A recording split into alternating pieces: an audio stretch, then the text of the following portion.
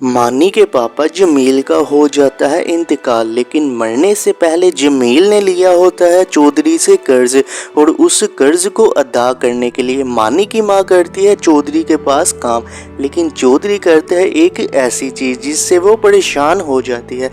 तो आइए देखते हैं कि ऐसा क्या होता है। राबिया, कब तक तुम काम करती रहोगी? चलो छोड़ो इस काम को और चलो खा लो कुछ। ये बस थोड़ा सा ही काम है, वो करके मैं आ जाती हूँ, आप तब तक खाना शुरू कर लें। मानी की माँ चौधरी का काम खत्म करके घर आ जाती है। मामा जी, आज आपने फिर घर आने में देर लगा दी, चले अब जल्दी से मुंह हाथ धो लें। अच्छा मानी, मैं जल्दी से फ्रेश हो जाती हूँ और फिर कुछ खाने के लिए बना लेती हूँ, तुम्हें भूख लगी होगी। मामा जी, मुझे भूख नहीं लगी हुई क्योंकि मैंने तो खा लिया है खाना, मुझे दादी ने बना कर दिया था और आपके लिए भी रख दिया है। क्या अम्मी जी, आपने खाना बनाया है? मैंने आपको कहा भी था कि आप ये सब कुछ ना किया करें और आप बस आराम ही किया करें। बेटा, इतनी भी मैं बीमार नहीं हूँ, इतना तो मैं कर ही सकती हूँ। देखो, तुम घर का भी काम करती हो और बाहर का भी, इसलिए मैंने सोचा कि ऐसा करने से तुम्हारा थोड़ा बोझ कम हो जाएगा। चलिए अम्मी जी, जैसे आपको सही लगता है आप वैसे करें। बेटा, तुम्हें एक और बात बतानी थी कि घर में अपने खाने की चीजें खत्म हो रही है। तुम चौधरी से कल पैसे ले आना और कुछ फिर हम सामान ले आएंगे बाजार से। ठीक है अम्मी जी, सुबह चौधरी से बात करूंगी मैं। मानी के घर के हालात काफी खराब होते हैं और उनके पास कुछ खाने के लिए भी नहीं बचता और मानी की माँ चौधरी से पैसे लेने का सोचती है। तो आइए देखते हैं कि क्या चौधरी उन्हें पैसे देता है या नहीं। चौधरी साहब, मुझे 1 महीने से ज्यादा देर हो गई है यहाँ काम करते हुए और आपने मुझे 1 रुपया भी नहीं दिया, इसलिए मैं आपसे थोड़े पैसे लेने के लिए आई हूँ। अच्छा, तो पैसे लेने हैं तूने?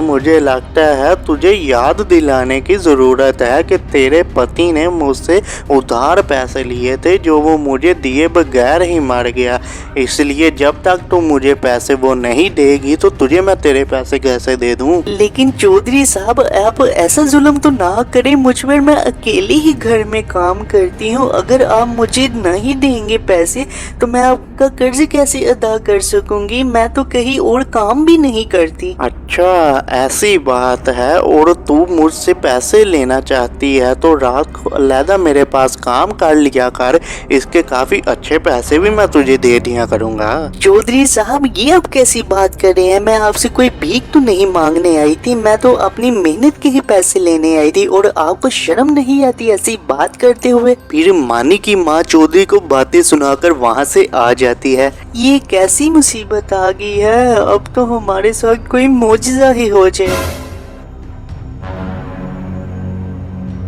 ये कैसा अजीब सा पत्थर है, इसे मैं अपने घर ही ले जाती हूँ। मानी की माँ काफी परेशान होती है क्योंकि चौधरी ने भी उन्हें पैसे देने से मना कर दिया था और उनके पास पैसे भी नहीं होते और वो जिस पत्थर से टकरा कर गिरती है वो उसे अपने साथ घर ही ले आती है। तो आइए आगे देखिए। मामा जी, आज देखे कितनी रात हो गई है, आपने इतनी देर क्यों लगा दी थी? मानी बेटा, क्या बताऊं तुम्हें कि मुझे क्यों काम से लेट हो गई है। क्यों बेटा, खैरियत है? तुम मुझे काफी परेशान लग रही हो और क्या चौधरी ने तुम्हें पैसे नहीं दिए? जी अम्मी जी, आपने बिल्कुल सही समझा, मैं काम करके चौधरी के पास गई थी उनसे पैसे लेने के लिए, लेकिन उन्होंने मुझे मना कर दिया और उसने कहा जब तक तुम अपने शोहर का कर्ज अदा नहीं करोगी तब तक तुम्हें पैसे भी नहीं मिलेंगे। क्या उसने ये कहा? अगर वो पैसे नहीं देगा तो हम उसका कर्ज कैसे अदा करेंगे? वैसे उसे ऐसा नहीं करना चाहिए। चलो बेटा, तुम परेशान ना हो, अल्लाह जरूर हमारी मदद करेगा। लेकिन ये पत्थर तुम क्यों अपने साथ ले आई हो?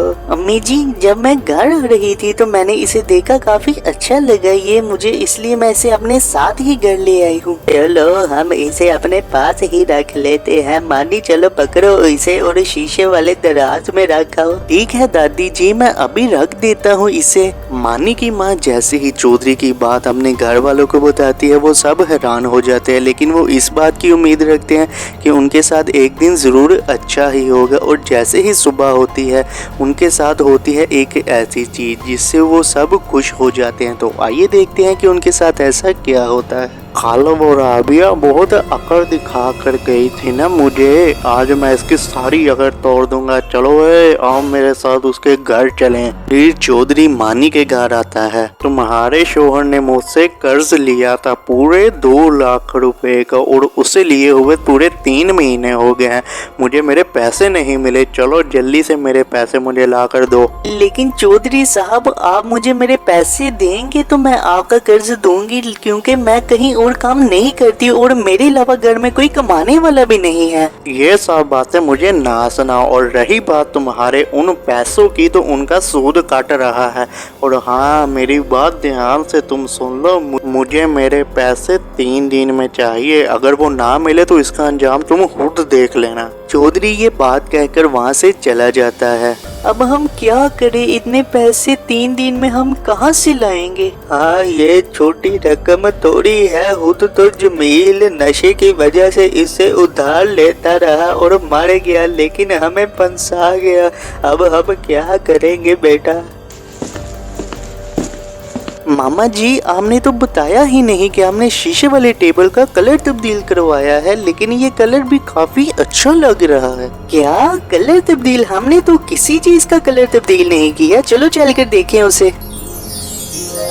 ये तो वाकई ही सुनहरे कलर की हो गई है। पहले तो इसका कलर ऐसा नहीं था, लेकिन एकदम से ये कैसे तब्दील हो सकता है? नहीं, इसका कलर ही तब्दील नहीं हुआ, बल्कि ये तो पूरी सोने की हो गई है। मेरी इतनी उम्र बीत गई है, मैं सोने को देखकर ही पहचान जाती हूँ। क्या सोने की हो गई है? सच में अम्मी जी? लेकिन ये सब कैसे हो सकता है? मुझे लगता है जो तुम पत्थर लेकर आई थी ये उसी की वजह से हुआ है, क्योंकि मैंने सुना था एक जादुई पत्थर का जो चीजों को सोने में तब्दील कर देता है। अच्छा, ऐसी बात है। फिर हम इसे बेच के चौधरी के पैसे दे देंगे और आज के बाद मैं उसके पास काम करने भी नहीं जाऊंगी। मानी की पूरी फैमिली काफी खुश होती है ये जान कर के उन्हें जादुई पत्थर मिला है, और वो पत्थर उस सोने की चीज को बदल देता है, जिससे उन्हें काफी अच्छे पैसे भी मिल जाते हैं। तो आइए आगे देखिए। मैंने 3 दिन का तुम लोगों को टाइम दिया था पैसे वापस करने के लिए, और वो पूरे भी हो गए हैं। अब लाओ मेरे 2 लाख रुपए मुझे दे दो। अच्छा, मैं अभी ला कर देती हूँ पैसे। फिर मानी की माँ चौधरी को पैसे ला कर देती है, जिसे देखकर चौधरी हैरान हो जाता है। क्या इतने ज्यादा पैसों का इतनी जल्दी इंतजाम कैसे कर दिया? सच सच बताओ, किसके चोरी किए हैं ये पैसे? तुझे इससे क्या मतलब है? तुझे तेरे पैसे मिल गए हैं, चल अब यहाँ से चले जा। मुझे लगता है तू ऐसे नहीं मानेगी। पकड़ लो इसे और चलो ले चलो इसे अपने ठिकाने पर। रुक जाओ, कोई नहीं हिलेगा अपनी जगह से। ओए चौधरी, तुझे तेरे पैसे भी इन औरतों ने दे दिए हैं, लेकिन तू फिर भी नहीं इन्हें परेशान करने से बाज आ रहा। ओए इंस्पेक्टर, तेरी बात नहीं है यहाँ। तुझे नहीं पता मैंने और भी इनसे पैसे लेने हैं और वो मुझे नहीं दे रहे। क्या और भी पैसे लेने हैं? झूठ बोल रहा है मुझसे। मुझे इन्होंने पहले ही सब कुछ बता दिया है कि कैसे तू इन पर ज्यादती कर रहा है और इन पर अपनी गंदी नीयत रख रहा है। चल तू मेरे साथ, अब पुलिस स्टेशन, तेरा दिमाग वहाँ ही सही करूँगा मैं। फिर पुलिस चौधरी और उसके साथियों को पकड़कर ले जाती है। शुक्र है अम्मी जी, पुलिस सही टाइम पर आ गई और उस चौधरी को पकड़ कर ले गई। अब हमें कोई भी परेशान नहीं करेगा। पुलिस सही टाइम पर नहीं आई, बल्कि मैंने उन्हें फोन करके पहले ही बता दिया था। मुझे लग ही रहा था कि ऐसा कुछ वो करेगा ही। अच्छा, चले शुक्र है। और सच कहते हैं कि अल्लाह अपने बंदों को कभी अकेला नहीं छोड़ता और उनकी मुश्किलों में आसानियां पैदा करता है। पहले तो मानी की फैमिली काफी ज्यादा परेशान होती है, लेकिन जैसे ही उन्हें सोने का पत्थर मिलता है वो चौधरी के पैसे भी दे देती है और फिर पुलिस चौधरी को भी पकड़ कर ले जाती है, जिसके बाद मानी की पूरी फैमिली काफी ज्यादा खुश होती है।